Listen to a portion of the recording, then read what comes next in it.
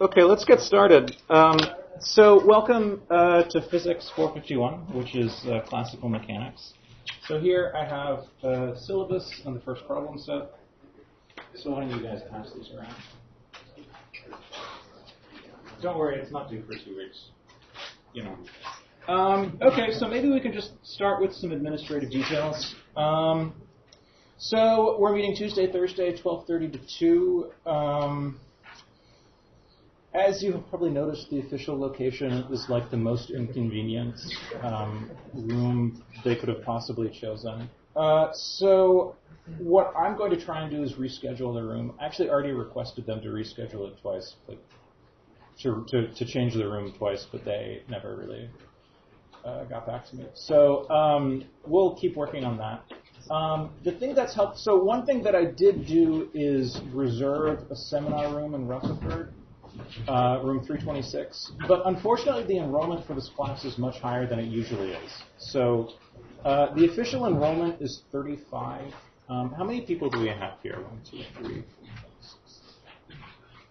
4, 5, 6, 7, 8, 18, 19, 20, 21, 22, 23, 24. So the seminar room that I reserved is 326, which will comfortably fit 20 and uncomfortably fit 25, but I don't think I'm willing to put 35 people in that room.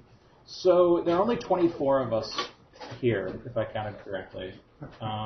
So we could fit into that room. It's, you know, I would not really want to put more than that in that, more people than that in this room. Are there people missing? Do you guys know of people who are missing? Yes? 2 people are missing. Okay. Is it just a really large U2 class this year? Is that why there's so many people? Yes? No? Speak up. Yes? Well, I don't know. On top of that, there should be more, but they took your class last year. No, there were a couple who took my class last year, yeah. Okay. Some U3s are taking it as well. Okay. Do you guys know how many U2 honors students there are? No. We were like 50 last year, but a lot less this year. Well, if I make the class hard enough, then we'll be able to fit into that room. Okay. Well, so I guess there are 2 options. The first option is that if we... So I'm also going to ask for an honest answer from you guys. So as you may have noticed, I record the lectures. And in fact, I use this tablet as a blackboard, as you can see here. So that means that if you miss a lecture, you can watch it online. So given that, how many of you will come to class every time? I mean, in the past, everybody always comes to class, even though I record them, which is good. I recommend coming to class. Actually, if it's there, if it's in Rutherford. Okay. Yeah. Okay, so everyone's going to come to class, even though I record. That's good. I recommend that. But it also means that I need to find a place that's big enough for everybody. So I'm a little confused, given that I think the registered number is 35, whereas there are only 24 of you here. But you say there are 6 people missing. Does that sound about right? So that's starting to get closer to 30. So we have 2 options. One is that we could be in the seminar room, which really only fits 25 people. The other option is that we could be in the boardroom, which I don't know if you know this. This is the one which is topologically equivalent to the staff lunchroom. Have you guys seen this room? So it's a fine room. It's plenty big. Here we go. It's plenty big. But the problem is that this class is scheduled during lunchtime, and there's only a partition, and so you can sort of hear the people talking behind the partition. So if we really have 35 people, then that would probably be the best option in the physics building. And so we could either go with that and put up with the, the laughter of those eating lunch while we're hard at work, or we could try and find a different room. Yes. Could you book the bell room? There is a rule that you are not allowed to use the bell room for classes. And maybe if you all complain vociferously, they will make an exception. But, I'm a lowly professor, and they don't listen to what I say. So I will work on that. Hopefully this is the only time we will ever have to meet here. So let's go ahead and let's just assume that we can figure out how to meet somewhere else, and either in the boardroom or in the seminar room. Okay. Given the number of people here, I don't think we can fit in the seminar room. So maybe in the boardroom or somewhere else closer to the physics building. But let's assume that we can figure that out and then proceed. So my name is Alex. I'm the professor. My contact information is listed here on the syllabus. I actually am going to already need to reschedule my office hours because the GR people really wanted Tuesday from 2 to 3. So I would suggest having my office hours on Thursday from 2 to 3. Is that all right with everybody? Thursday from 2 to 3? No major objections? Okay, good. So the office hours will be from Thursday from 2 to 3. We have here our two TAs, Julian Lermite. Is there an apostrophe in your name? No, there's no. There used to be 100 years ago. Okay, I was wondering about that, yeah. And Lois Anhoy. So their contact information is listed on the syllabus. We should also schedule some office hours for the TAs. Would Tuesday 2 to 3, so that you have a Tuesday office hour and a Thursday office hour? My Tuesdays are horrible. Oh, your Tuesdays are horrible. Yeah, Monday, Wednesday, Fridays. Monday, Wednesday. Which day is best for you? Wednesday? Monday? They're all okay. Let's see. Do you want to try Fridays? Is that okay? So at the end of the week. What time? Anytime? Do you guys have a preference? Anytime for me is fine. So. Okay. What times can you guys make on Fridays? You don't want it after 3 because of the colloquium. So 8 a.m.? No? Okay. 11 a.m.? 2 p.m.? Someone have a preference? 2 p.m. on Fridays. How about that? Can you guys all make it? Okay. And I will find a room for you guys to hold your office hours. You could either do it in one of your offices, or we could find a room for you guys. So the TA hours will be from 2 to 3 on Friday. And my hours will be, what did I say?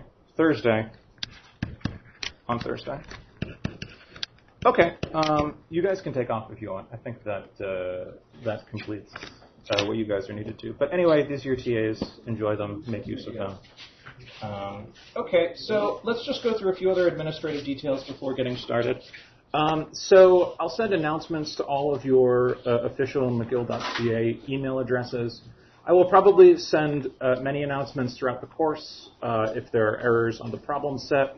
Hopefully, when I reschedule the room, I will send you an announcement about that. So it's important that you check those email addresses. Also, are there any people here who are just sitting in on the class and are not registered? Okay. Well, why don't you send me an email so that I can put you on the email list, just so that you get all the announcements. Also, there's a substantial likelihood that sometime in the next 2 months I might have to cancel class at short notice.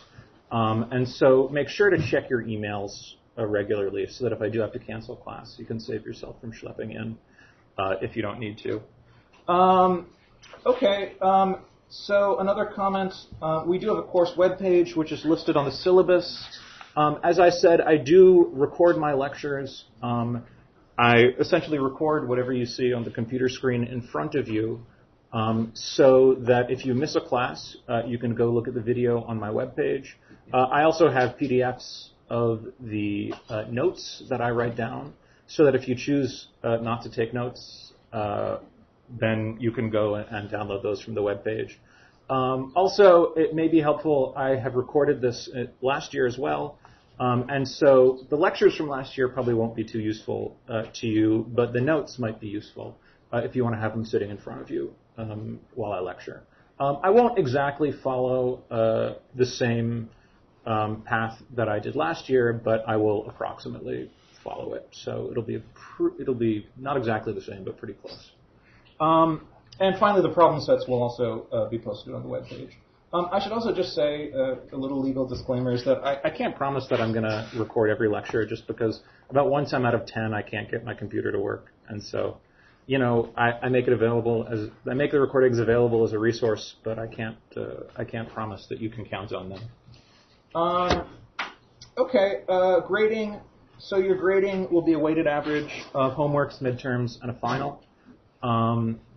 The midterm will be held sometime in mid-February. It will be an in-class exam, 1 hour and 20 minutes. No notes, no books, no internet, no Ouija boards, no outside references. The final, likewise, will be held during the exam period at the regular time. And your homeworks, I will assign roughly weekly problem sets. There will be, I believe, 9 throughout the semester. My current plan is to assign them on Tuesdays and have them be due the following Monday. There will not be a problem set this week, but I have handed out the problem set, which is due the following Monday. These problem sets are designed not to be impossible, but they are designed to really make you work through the material. So I encourage that you, spend time on them. I also encourage you to collaborate with each other because your colleagues are one of your most important resources. But I do ask that the problem sets that you write up and hand in be your own work and reflect your own understanding. Also, I should say that, the TAs and I will be flexible if you have some sort of personal emergency and can't turn in a problem set before the due date. But I do ask that if you would like an extension on a problem set, please email me or the TAs before the deadline. That's helpful for me because it lets me keep track of if people are falling behind or if they're overworked, and so I can take that into account. Also, I should mention your lowest problem set grade will be dropped in computing your final grade. So if you have, the flu or swine flu or something like that, you can miss a problem set. Let's see. Let me just talk a little bit about the physics content of the course. Perhaps it's helpful for me to see. So how many of you are U2 honors physics? And how many of those are honors math physics? Okay. How many of you are U2 regular physics? Anyone? Yes, one person. How many of you are U3s? And are you're regular or honors? Regular. Honors. Okay. Are there any non-physics majors here? Every year, some math people threaten to take this class, but they never show up. Any other? Anyone else I've missed? Okay. So the basic prerequisites for this course are basic undergraduate mechanics at the level of Kleppner and Kalenkow, or whatever your first mechanics textbook was. What was your first mechanics textbook? Was it Kleppner and Kalenkow? Okay, good. And I think that a solid knowledge of multivariable calculus, including linear algebra and differential equations, is also quite necessary for this class. So what you guys, I assume, what text did you use for this? Did you use Apostle or did you use some other textbook for your multivariable calculus class? Use Champ. You didn't use a textbook. Okay, that's fine. Okay, let me just say a word about the textbook. So I see some of you have it sitting in front of you already. This textbook is pretty good. There are some very nice things about it and some not nice things about it. I think it's very well organized. I think many of the explanations are quite good. I think it uses a good sort of very modern notation. And I think also it covers the right material, which is important because this is a more advanced, slightly more formal, slightly more theoretical-minded mechanics class than what you would see in the non-honors physics program. So the sort of standard text for a course like this is the book by Marion and Thornton, which is what they use in the non-honors curriculum. But I just think that you can do a lot better than that, and the goal of this class is to do a lot better than that. And so the textbook that we use is, I think is much more appropriate. The exercises I also think are very good in this textbook. That said, not everybody loves this textbook. I think I'm not willing to teach a class without a textbook because I think it's important, and you need to be able to have something to grasp hold of if you don't understand my lectures. Although that's, of course, unlikely. But I think it is important to have some sort of textbook. Let me also mention that there are several other texts you may wish to take a look at if you find the official text not to your liking. So, of course, there's Kleppner and Kalenkow. Marion and Thornton is the slightly lower level text that I already mentioned. The other standard textbook, which is probably at a level slightly higher than that of this course, is the book by Goldstein. This is the standard graduate text on mechanics. This class is essentially at a graduate level. It's maybe slightly lower than what you would encounter in a first-year graduate mechanics class, but not much lower. And Goldstein is the standard reference for a graduate-level mechanics class. Of course, Goldstein also has its problems. It's 60 years old, so classical mechanics hasn't changed all that much in 50 years. I hate to break it to you, but the notation is slightly out of date, and some people find it too much of an emphasis on doing rote problems and mucking around with Bessel functions and stuff like that. So Goldstein is fine. I think it's a fine book to take a look at, but it's not my favorite. My favorite book is the book by Landau and Lifshitz, which is this very thin, 100-page long book. There's this famous course in theoretical physics by Landau and Lifshitz, some 10 volumes, on every possible topic you would ever want to study in theoretical physics. Their book on mechanics is volume 1 in the course. I think it is very readable, and it does a really beautiful treatment of the material. It's completely inappropriate for a textbook for the class. It has no exercises. It's only about 100 pages long, which means they skip about half of the material. So it just doesn't include the material that you need to know, but the material that it does include is treated in a very nice, elegant way. It's also pretty cheap. It's just a thin little paperback. So if you are looking for an alternative reference, that is one that I recommend. Actually, in the past, I've taken all of these recommended readings and put them on reserve in the library. But then I called up the library last year and asked if anyone ever checked them out, and the answer was no. So I didn't bother putting them on reserve in the library. But the library does have them. Take advantage of your local library. Finally, there is this lovely book by Arnauld. It's one of these yellow books called Mathematical Methods of Classical Mechanics. That's probably one of the most important mathematics books ever written. It's inspired generations of mathematical physicists. I mention it not because it's particularly useful for those of you who are taking this course, because, in fact, although in principle it covers the same material that we will cover, in practice it does it in such a formal mathematical way that it won't be terribly helpful to you guys. But if you are interested in taking a look at something more advanced, then I highly recommend that book. It's a real masterpiece. Okay, so before diving into the course proper, let me just say a little bit more about what we're going to study and how we're going to study it. So this class is a class on mechanics. And so many of the problems that we'll be studying in this class are problems that you have encountered before. We will study the motion of particles subject to forces. We will study rigid bodies. We will study rotating bodies. We will study the Kepler problem. We will study two-body motion. We will study oscillators. All of these things which you have encountered before at various times in your physics career.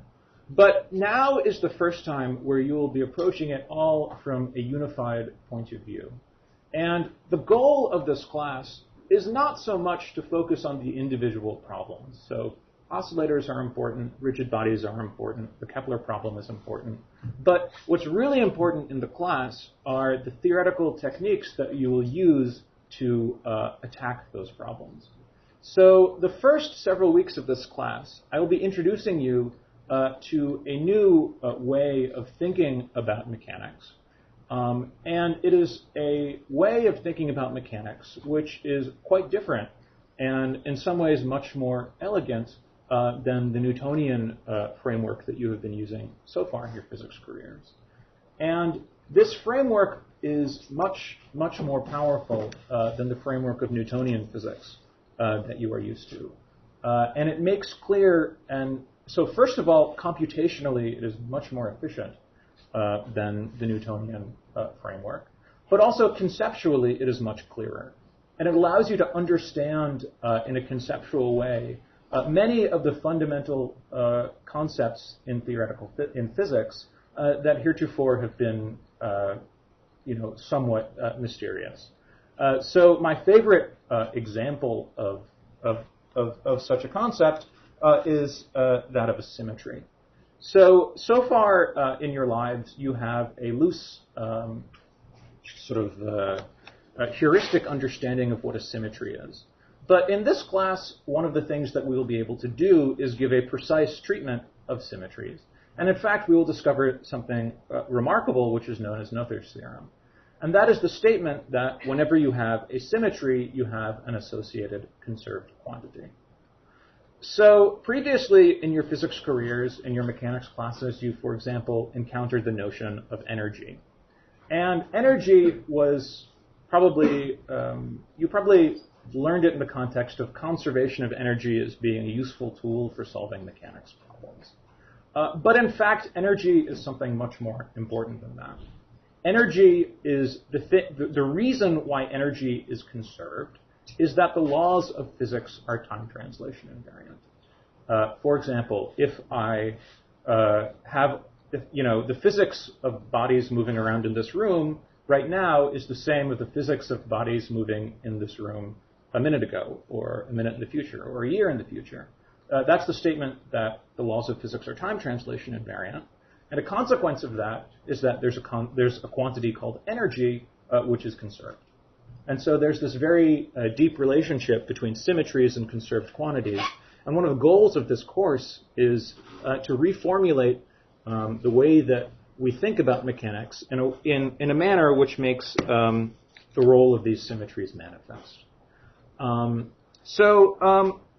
The first, I would say, quarter of this class will be spent introducing the basic theoretical structure of mechanics. And this is the sort of basic conceptual structure that really underlies all of the modern way that we think about physics. We'll learn about Lagrangians, what's known as the calculus of variations, and we'll also discuss symmetries and the conservation laws that I alluded to earlier. And then after this slightly more formal introduction, we will then proceed to study a wide variety of examples of mechanical systems using the techniques that we have just introduced. So we'll start by doing one-dimensional systems and oscillators and continue to the two-body problem and the Kepler problem before continuing on to study some more advanced examples, rotating reference frames, rigid bodies, all of the sorts of problems that you have probably seen before. But our approach will be somewhat more conceptual and will really emphasize a lot of the important features which you hadn't, which you weren't taught in your earlier mechanics classes. And then the last quarter of the class will be spent discussing what I think is the most beautiful and most elegant formulation of mechanics. And that's what's known as the Hamiltonian formulation of mechanics. So you guys have all taken quantum mechanics, is that correct? So in a truly just world, you would have taken this class. So you would have taken this class before you took quantum mechanics, because in your class on quantum mechanics, I'm sure you saw Hamiltonians. I'm sure you saw the Schrödinger equation, which says that the Hamiltonian acting on a wave function is the time derivative of the wave function. And I'm sure that made no sense to you whatsoever. And in this class, you will learn why that equation is the right equation to write down. You will study the Hamiltonian formulation of mechanics, which is the formulation of mechanics that is most easily generalized to quantum mechanics. So, of course, the Hamiltonian formulation of mechanics is a classical theory, so it's not a quantum theory, but it's a formulation of mechanics which makes all of the concepts, which makes the generalization from classical to quantum mechanics crystal clear. And so you'll understand what the Hamiltonian is, why Schrödinger's equation has to take the form it does. And so I think this is really one of the most lovely topics in theoretical physics. So, and then at the end, if all goes according to plan, we will have about a week or a week and a half when we can delve into more advanced topics. So these are topics that you will not be responsible for on the exams. We'll study sort of advanced Hamiltonian mechanics. So Liouville's theorem and Poincare recurrence are the basic theorems that underlie the theory of chaos or the theory of dynamical systems. We'll also just study the various formulations of Hamiltonian mechanics which allow you to understand a lot of things in quantum mechanics, and so that I hope will be very enjoyable. So, as I said, I will be roughly following the textbook. I will not exactly be following the textbook.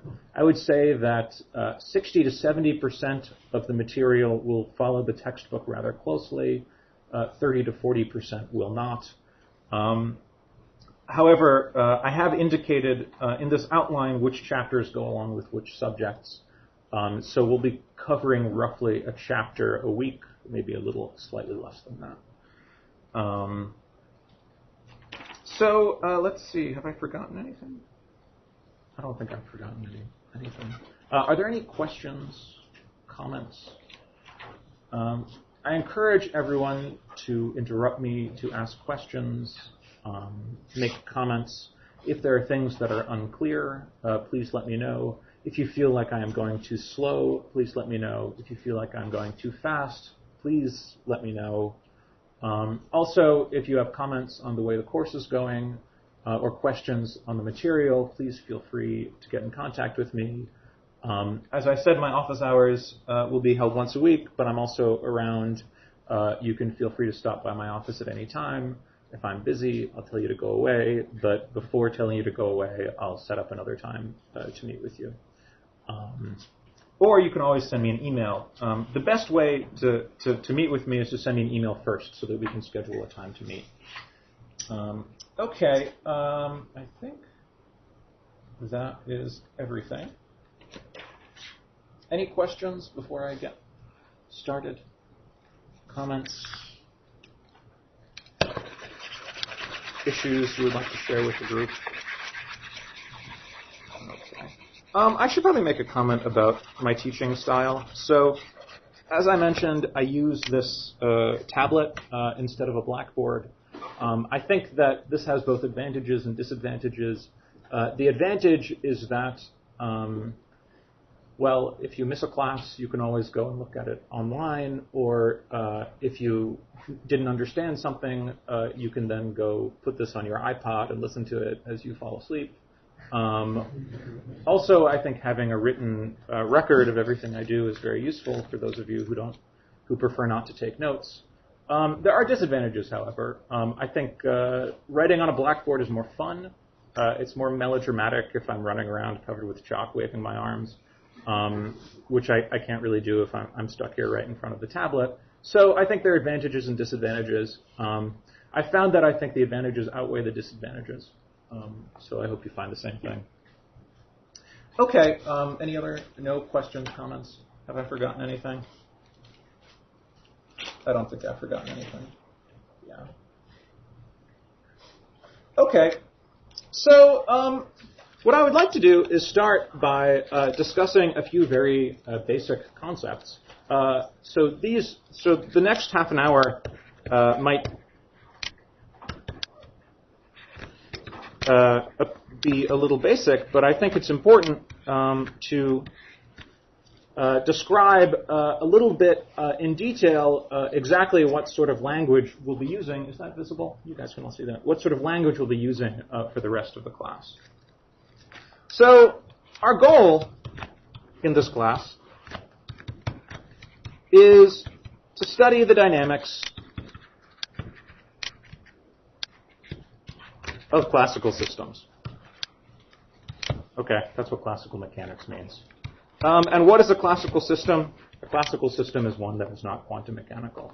So with the exception of perhaps one lecture at the very end of this class, I will be setting h bar, the constant which measures the strength of quantum effects, to be equal to 0. Such classical systems also go under the name of dynamical systems. Although occasionally the phrase dynamical systems is reserved for those very complicated classical systems which undergo chaotic evolution. But in general, by dynamical system, I will just mean a classical system. So the simplest example of a dynamical system which you have encountered would be a particle or an object, say moving in 3 dimensions. So such a dynamical system is parameterized by a set of 3 quantities, which are the position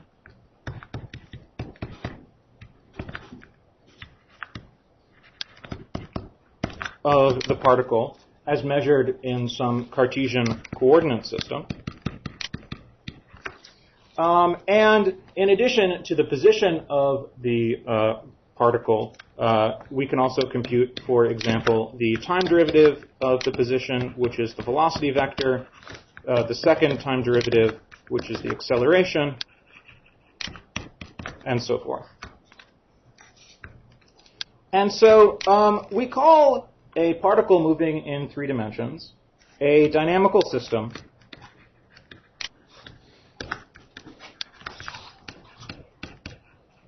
whose dynamical variables are given by the positions R. So what do I mean when I say dynamical variables? Well, if I have some sort of classical mechanical system, then the dynamical variables are those sets, is a set of continuous parameters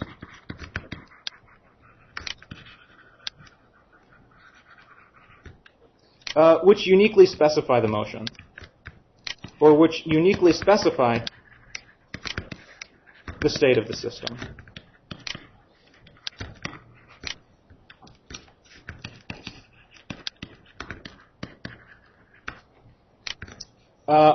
So, for example, in a system which is just one particle moving in 3 dimensions, the motion of the system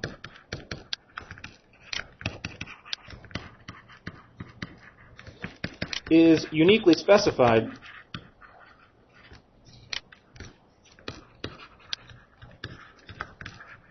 by the position of the particle as a function of time. But the advantage of the framework of mechanics that I will be discussing is that it allows us to treat all dynamical variables on the same footing. So, for example, there are other systems which have many more and possibly much more complicated dynamical variables. So, for example, if I have a system of m particles, then that system, so if I have a bunch of particles in 3 dimensions with some positions, then that is described by 3m variables,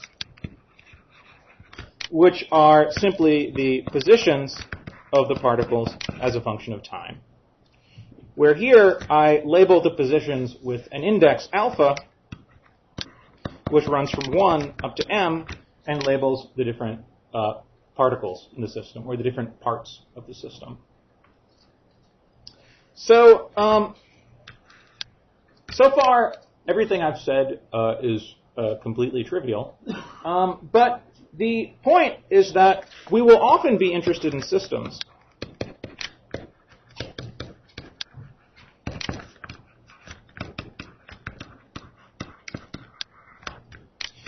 where these positions are constrained in some way.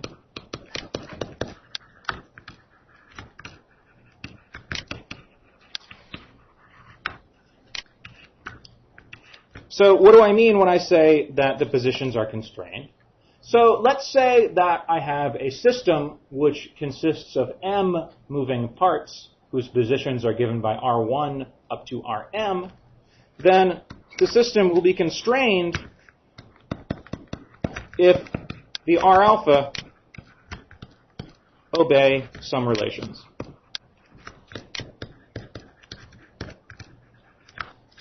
So the classic example of a constrained system would be a rigid body. So for example, if I have two objects which are connected by a rigid rod of fixed length, then the positions of those two bodies are constrained. The distance between them will be given by some fixed length.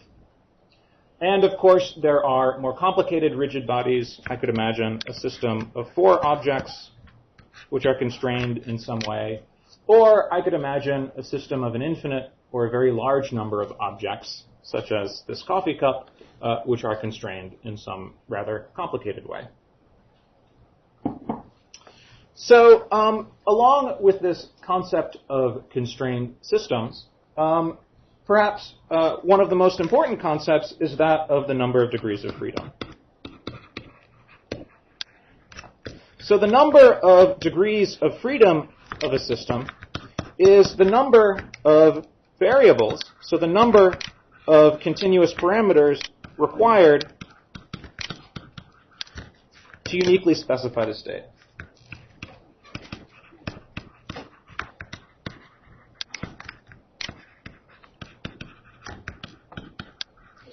So, for example, if I have some sort of object which consists of m moving parts, then the number of degrees of freedom of that system will be 3m, because I need to specify the positions of all of the parts in the system, minus the number of constraints that I impose.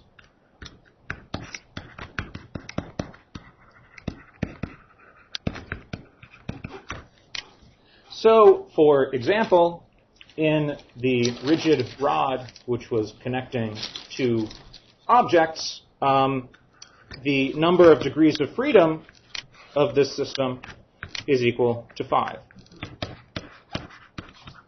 We have the 6 degrees of freedom of the positions of the two objects minus one constraint where I constrain the distance between the two objects. A more complicated example would be this guy right here. So can anyone tell me how many degrees of freedom that guy has? 7, 9. I heard 7, I heard 9. Do you want to take a vote? Who says 7? Who says 9? Okay. The answer is 6. So there are two ways of thinking about that. So let's look at this configuration right here. So there are 12 degrees of freedom required to specify the locations of those 4 points. And then I am specifying 3 lengths between these guys. I guess I was not completely clear when I formulated the problem, so I forgive you for not quite getting the right answer that I was looking for. But in addition to these lengths, this is a rigid body, so there are various angles which are fixed. So just looking at this lying in the plane of the blackboard, you might think that there are 2 angles which are fixed. But if you think about this as an object in 3-dimensional space, you'll see that once I fix these first 2, not only do I have to fix this angle here, but I also need to fix the angle that it comes out from the blackboard. So there are 3 angles.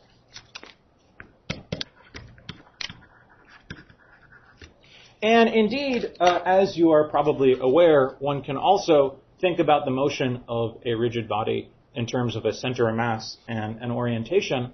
And indeed, these 6 degrees of freedom can also be thought of as 3 center of mass plus 3 orientation.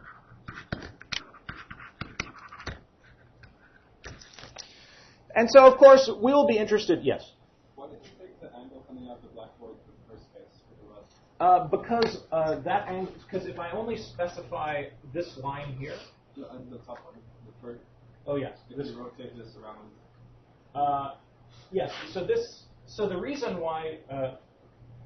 The reason why this only has 5 as opposed to 6 is because there are 3 center of mass, and you would think that there are 3 orientations as well. But if you think about this rigid rod, its invariant under symmetries are where I rotate around that axis of rotation. So there's actually only 2 orientations rather than 3. Whereas this object here is not symmetric when I do rotations around the.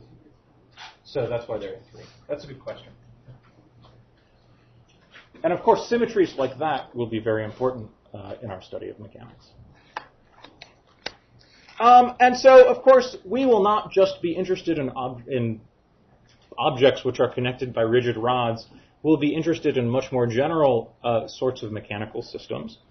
So, for example, you could have objects connected by a flexible rope whose length is bounded, but whose length is fixed, but whose shape can vary. We could imagine 2 objects, or 3 objects which are connected by rods of a fixed length, but where the angle between them is not fixed, but is rather allowed to vary.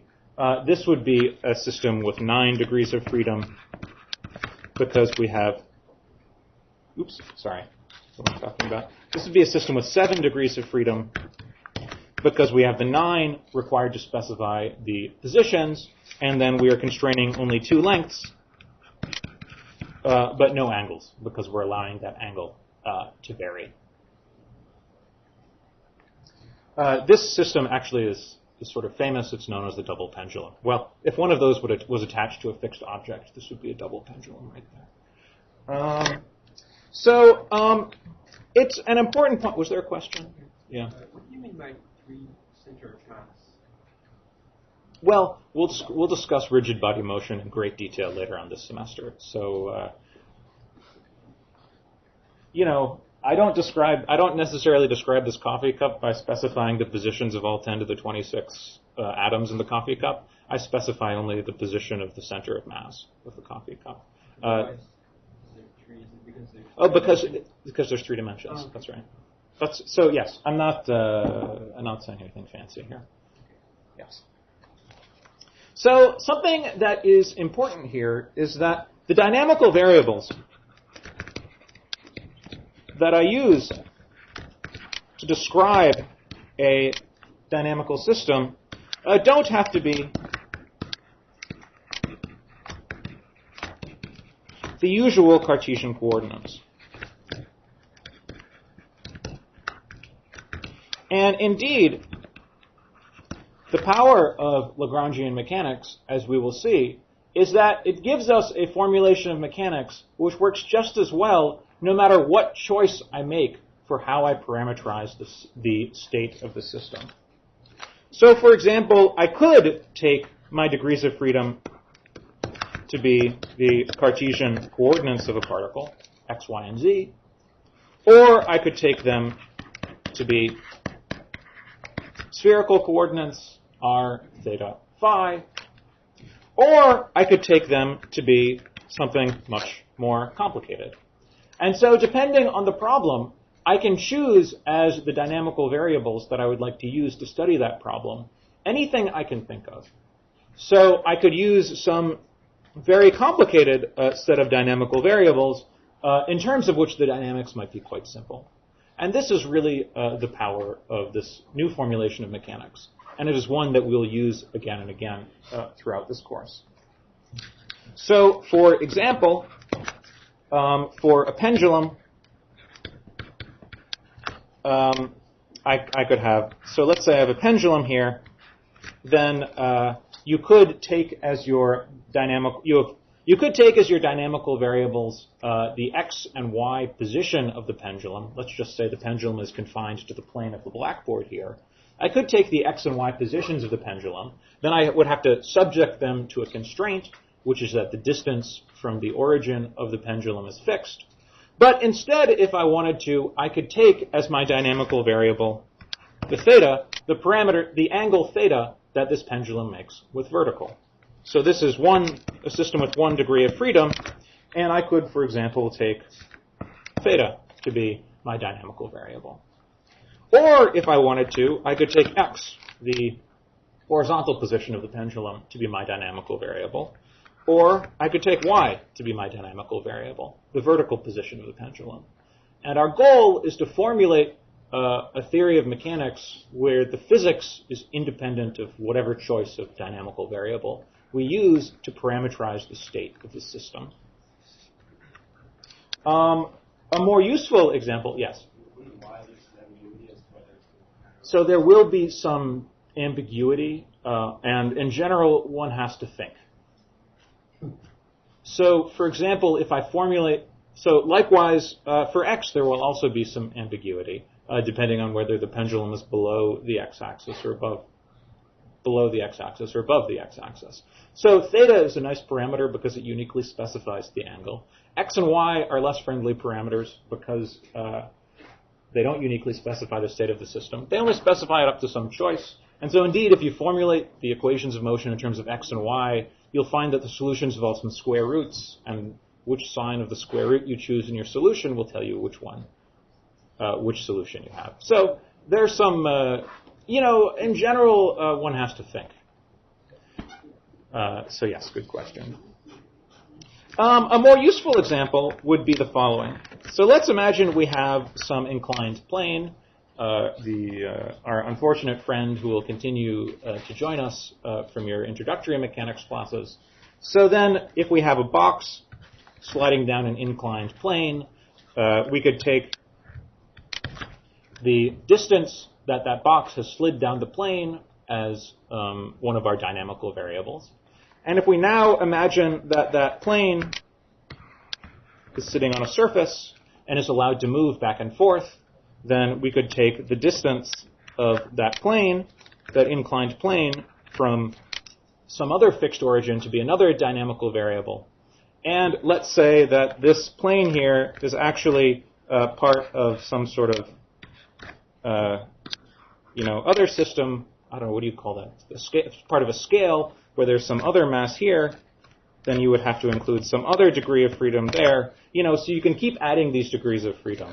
And the point is that you can use any parameters you want to parameterize the state of the system. And so you can choose the parameters that you're using to describe the state of the system in a way that makes the problem easy to solve. If you were to try and solve some complicated problem like that using Newtonian mechanics, you'd drive yourself crazy. You'd have constraint forces. You would have, a zillion different things that you'd have to take into account.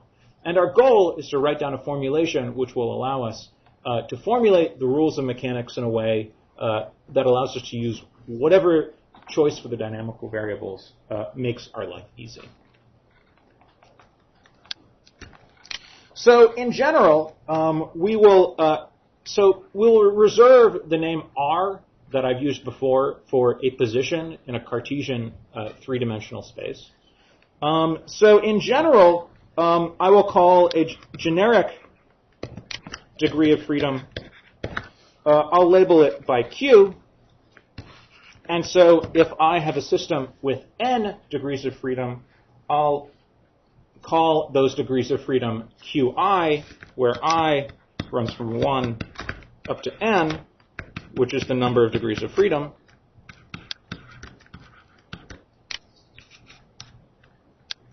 And the reason why I will call a generic degree of freedom Q is just so that I can distinguish it from the position of some part of the system, which I'll usually try and call R, so that for a constrained system,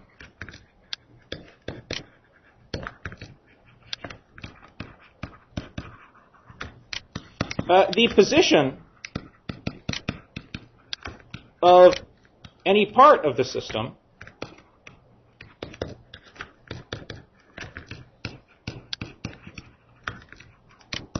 will be a function of the QIs. More explicitly, what I mean is that if R alpha is the position of the alpha part of the system, then I will write it as a function of the QI as well, possibly as time. So here, alpha, just to remind you, is an index which runs from 1 up to the number of parts of the system. I is an index which runs from 1 up to the number of degrees of freedom of the system. So, for example, if I have this complicated system that I've drawn over here, there will be the block sliding down the plane itself, as well as the positions of the various parts of the scale that I've put the inclined plane on. And those will all be a function of those three parameters, x, y, and z, that I'm using to parameterize the state of the system. Now, they may be very complicated functions, but they'll be functions of them nonetheless. I should also emphasize here that I'm allowing the parts of the system to have an explicit dependence on time. So, in particular,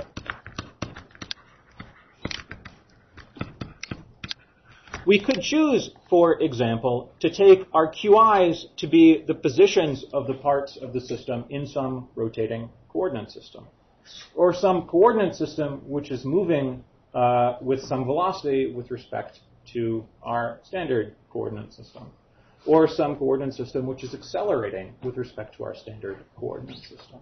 So, in general, it will be very useful to allow the parts of the system to depend explicitly on time as well as on the degrees of freedom, Q. So, for example, you know that in many cases, the laws of mechanics can look very simple in a rotating reference frame, even though they might look very complicated in the standard inertial reference frame. And so this, by allowing these positions of the parts of the system to depend on time, we can incorporate that into our theory. Are there any questions before I continue? Questions, comments, concerns, feelings to share with the group? So let me just introduce a little bit of language here. So for systems where we can write the R alphas as a functions of Qi and T, such a system has a name which is holonomic, or sometimes we say that the constraints of the system are holonomic. And the holonomic systems are divided into two categories. So if the relations are time independent, then the system is known as scleronomic. I never quite know how to pronounce that. And otherwise, that's scleronomic. Sorry, my handwriting is not the best. Otherwise, the system is known as rheonomic.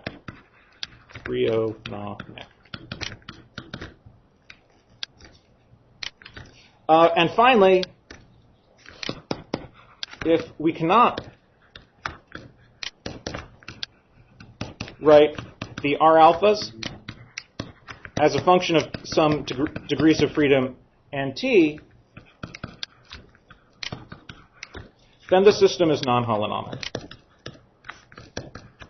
Okay, that one you could have figured out for yourselves, probably. So systems which are non-holonomic are, in general, much trickier to deal with. So examples of systems which are non-holonomic include systems where the number of degrees of freedom changes in time.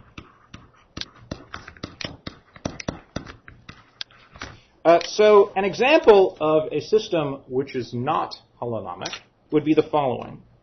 Let's say I have a sphere here, and I have some object which is placed at the top of the sphere, and then it slides off.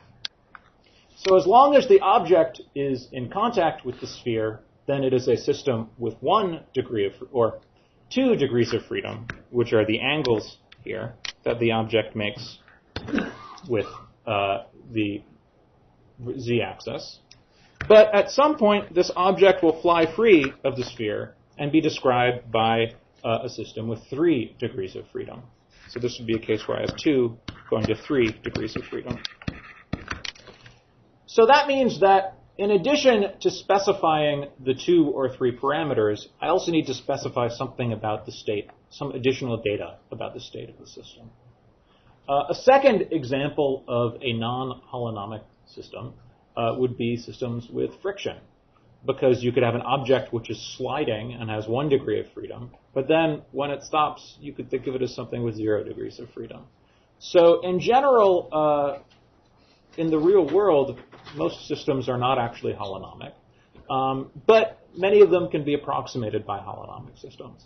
And so for the most of the time in this course, we will focus on holonomic systems. I believe you will have a few problems, the problem sets where you deal with non-holonomic ones. But by and large, the way of thinking about mechanics that we will develop is best suited to thinking about holonomic systems. Any questions on that? No questions? Okay. So I apologize because this previous discussion was a little bit simple. And so what we would now like to do is get into the real meat of the subject and discuss what will be our main tool for the rest of the semester, which is Lagrangian mechanics. Any questions before I go on? Okay. So consider some sort of dynamical system with some degrees of freedom qi, where I runs from 1 up to some number, which is the number of degrees of freedom of the system. So for a typical sort of mechanics problem, we have some system made up of a bunch of parts, and the positions of the various parts of the system will be functions of these dynamical variables, qi and t. These qi's could be the coordinates of the parts of the system in some coordinate system. They could be something more complicated, like various distances, which altogether uniquely specify the state of the system. But the point is that every part of the system has a position which is uniquely specified by these dynamical variables qi. And the basic problem, of course, is to determine the qi, and in particular to determine them as a function of time. So how do we go about determining these QIs as a function of time? Well, the QIs usually satisfy some second-order differential equation, or if we have many degrees of freedom, if we have n degrees of freedom, these QIs will satisfy a system of n differential equations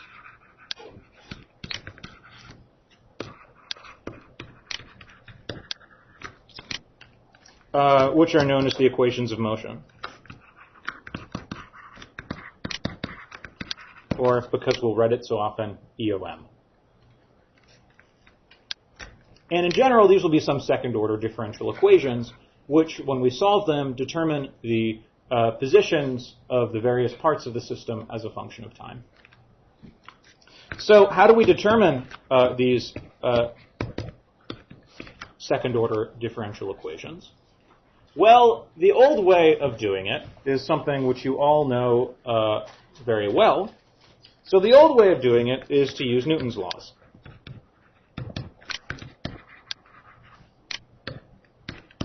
So in particular, we determine the force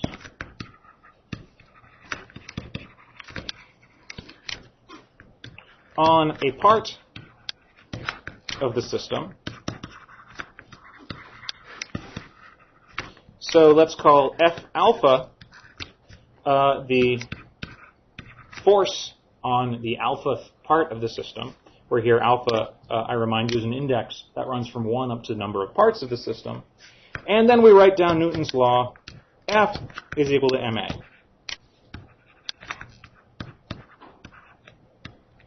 Or F is equal to m times r double dot. So here, this is a set of three m differential equations where m is the number of parts of the system. So this is a second order differential equation for the R alphas, which then, if we work hard and rewrite the R alphas in terms of the QIs, can be turned into a second order differential equation for the QIs.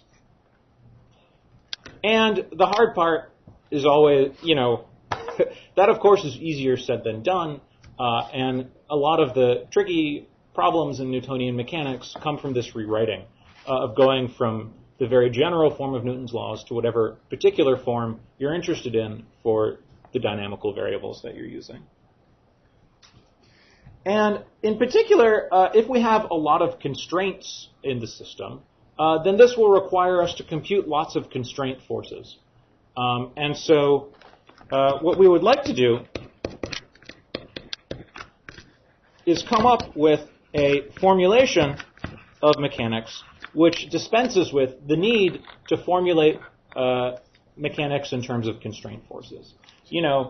If I want to describe this coffee cup with 10 to the 26 particles in it, then I really have 10 to the 26 minus 3 constraint forces that I should be taking into account. And if you try and solve 10 to the 26 minus 3 constraint equations, it'll take all day. So instead, what we would like to do is come up with a way of formulating mechanics which dispenses with the need for constraint forces. This new way is known as Lagrangian mechanics. And it is a replacement of the formula F equals ma. Although it is completely equivalent to F equals ma, it is a replacement which is both technically very useful as well as conceptually very interesting. So let's begin. So if F is the force on the alpha component of the system, then let me start by reminding you that the work done by changing the positions of the system. So if R alpha is the position of some part of the system, and if I deform it a little bit, say R alpha goes to R alpha plus delta R alpha, where delta R alpha is some small perturbation of the position of the alpha part of the system, then the work that is done, so what is work? Work is force times distance, or the integral of the force over the distance that you are integrating that force. So the work done by changing the position of a part of the system is F alpha dotted into delta R alpha. Or if I want to be a little more fancy and imagine changing all of the positions of the parts of the system, then I would need to sum over alpha.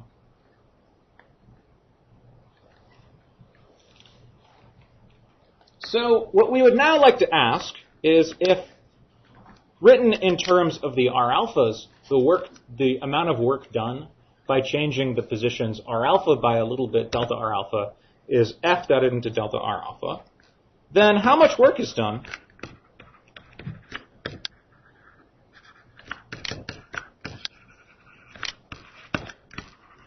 if we change the dynamical variables qi rather than the r alphas.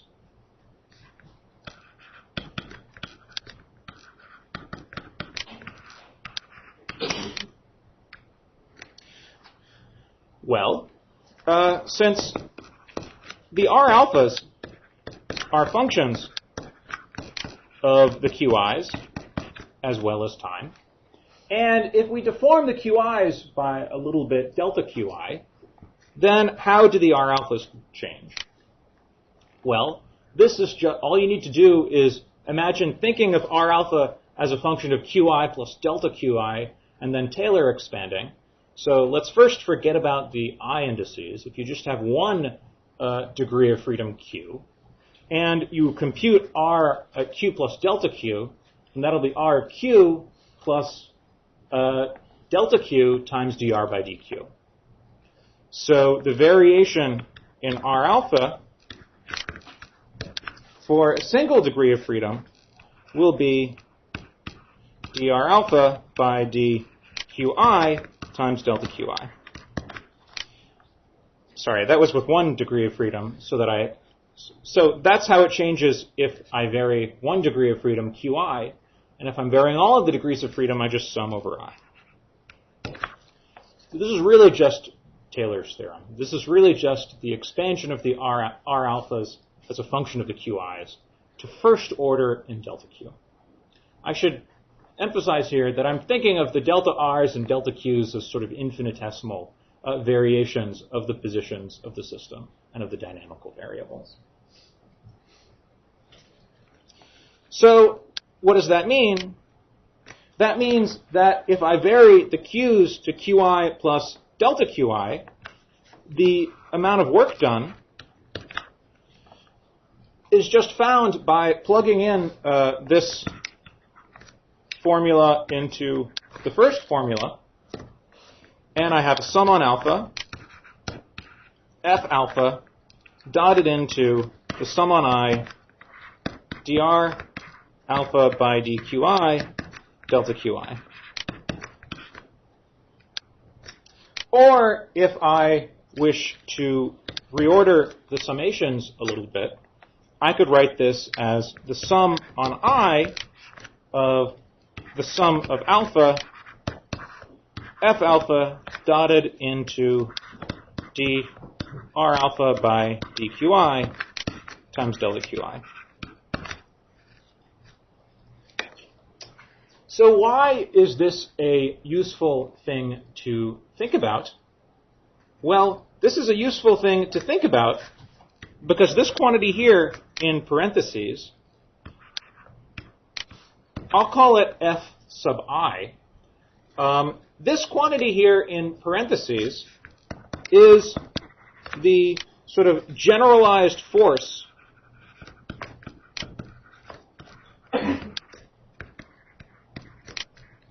associated with the variable qi. I should make a bit of a point here.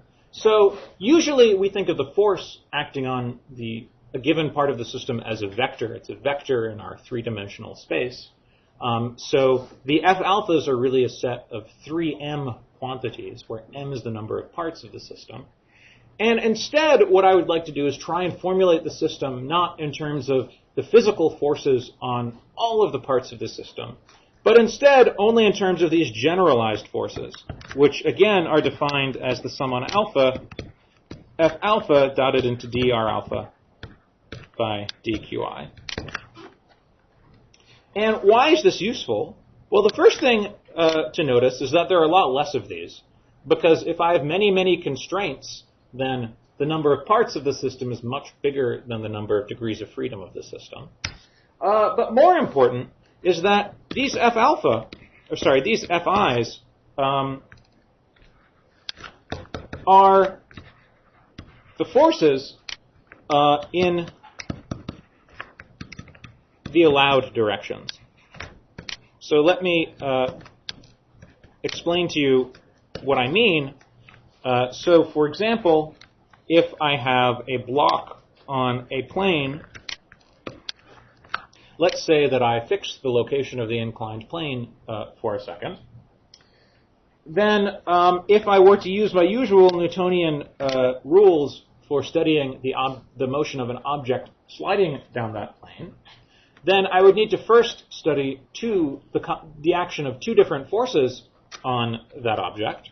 There would be a gravitational force which pulls it down, and a constraint force which deflects the motion away from going down so that it travels along the inclined plane. And then I would have to add these up and do some complicated, well, not so complicated computation in order to determine the actual force which points in this direction. And so, indeed, if I just define the distance that this object has moved down the plane to be d, then the generalized force associated with d is just precisely this quantity that I've written down here. So the component of the force in the allowed direction is precisely this generalized force. So this is the component in the direction of motion.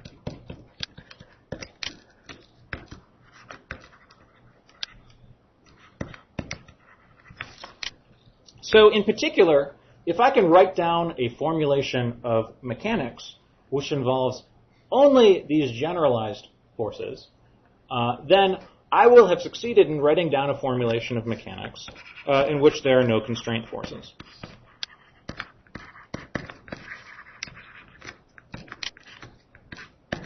And indeed, that will be my goal, although I may not be able to get there by the end of class today. I will be able to get at least part of the way there. And we only have 8 minutes, so that should tell you it's not so hard. So how do we write down a formulation of mechanics that involves only these generalized forces and not all of the 3n forces that one would in principle need to study in the Newtonian formulation? Well, let's consider the following. So imagine we were trying to compute the kinetic energy of this system. So the kinetic energy of a constrained system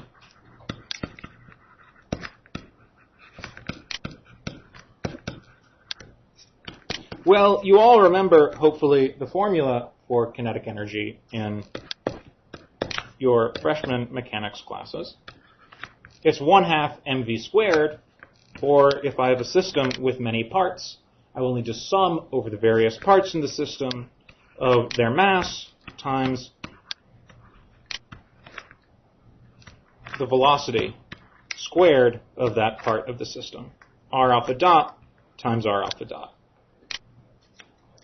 And this, because the R alphas are functions of q and t, that means that this kinetic energy as well can be written as a function of the q's and t. Now, because we're taking time derivatives of the r's, this kinetic energy will be a function of the q dots in addition to q, as well, of course, as some explicit dependence on time, if, for example, I'm in a rotating or accelerating coordinate system. But something that might at least not be obvious is that this kinetic energy can also depend on q as well as on q dot. And we will meet many systems where, indeed, this is the case. So let's go ahead and compute this kinetic energy. So R is a function of q and t. So to compute this kinetic energy, I would like to compute R dot. So what is R dot? Well, I just now need to use the chain rule to take the derivative of R with a function of t and write that in terms of q and q dot.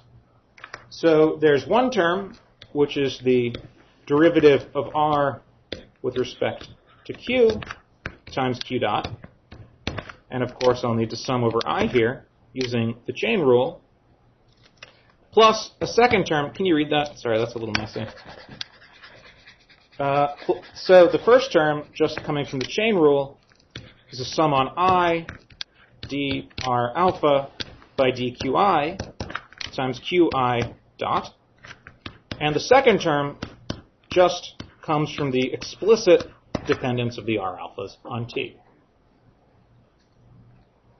So now I would like you to note the following sort of interesting fact, which is that if I calculate the derivative of dr alpha with respect to q, dr alpha dot with respect to q dot, all I get is dr alpha with respect to dq. So if you wanted to, so here I should emphasize that alpha is an index which labels the different parts of the system. I is an index which labels the number of degrees of freedom. If I have m parts and n degrees of freedom, this is really an n by m matrix equation. But of course, it's easier just to write out the components. And what we see here is that you can essentially cancel the dots. The derivative of r alpha dot with respect to qi dot is the same as the derivative of r alpha with respect to q. So, the kinetic energy is going to be the sum on alpha m alpha r alpha dot squared. So what I would like to do is now do a bit of formal manipulations. So let's see what happens if I take the derivative of the kinetic energy with respect to qi. Well, that's just the sum on alpha m alpha times r alpha dot dotted into the derivative of r alpha with respect to qi. That 1/2 disappeared because I had to take the derivative of two terms. The derivative of mv squared is 1/2 mv squared is 2 times v dotted into the derivative of v. That's just, what do you call that? The chain rule, the product rule, something like that. That's the chain rule, I guess. And likewise, the derivative of t with respect to qi dot will be the sum on alpha m alpha r alpha dot dotted into the derivative of sorry, there's a dot here. Someone should have corrected me. Right, the derivative of r alpha dot with respect to qi. And so if I'm computing dt by dqi dot, I have the sum on alpha m alpha r alpha dot dotted into dr r alpha dot by dqi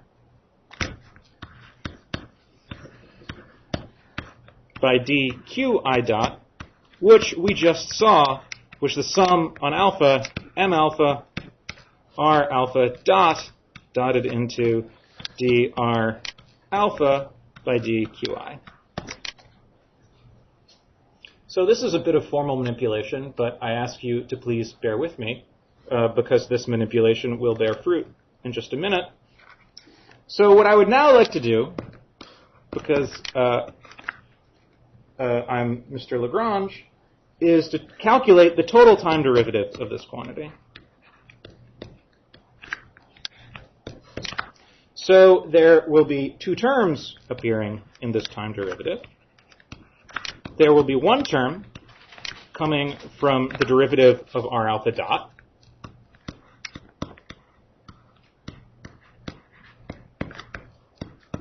And a second term which comes from the derivative of that second piece, which is just the derivative of r alpha dot by dqi. So now, both of those two terms have names. So, does anyone remember the name of that first term? Well, we have the sum on alpha of m alpha r alpha double dot. So that, by Newton's laws, is just f alpha dotted into dr alpha by qi.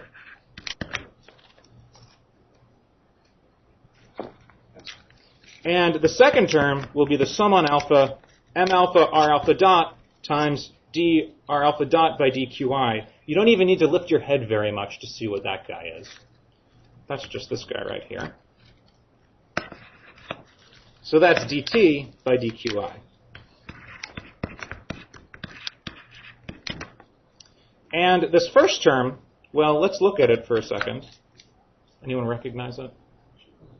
It hasn't been so long ago. That's just a generalized force. This is exactly what we called the generalized force associated with the variable qi.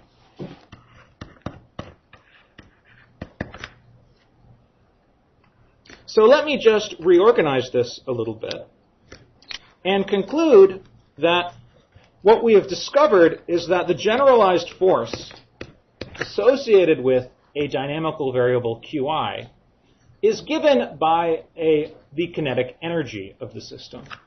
And in particular, what it is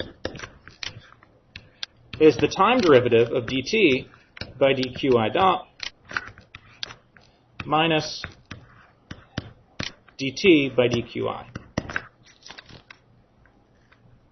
So in particular,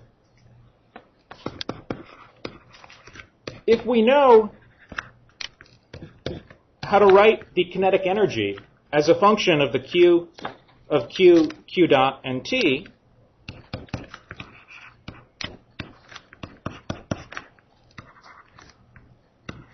we can write down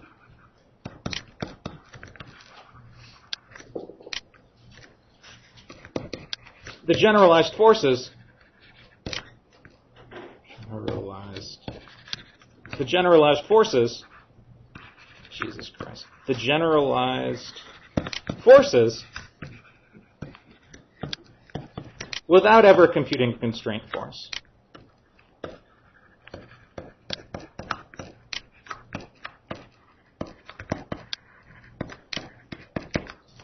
So this is a big deal. In Newtonian mechanics, we had an equation F is equal to ma. And if you look at this equation here, you'll see that this is just the generalization of F equals ma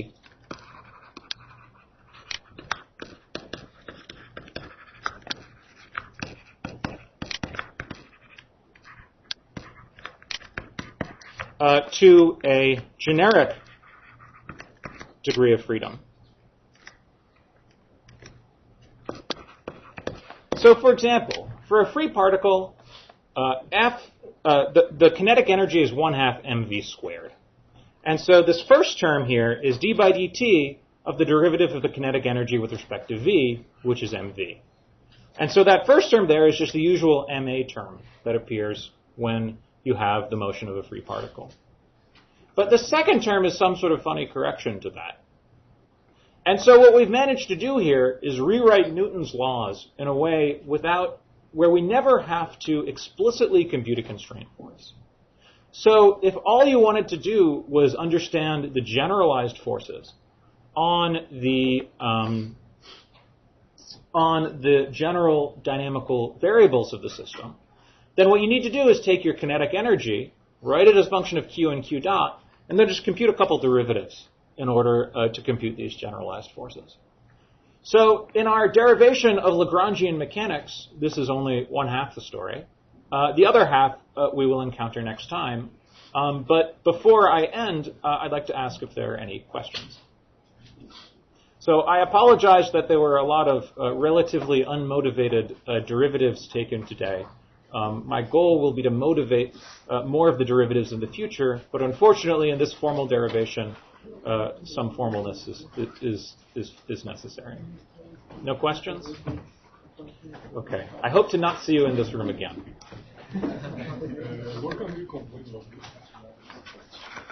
You can try and complain to Louise. To Louise?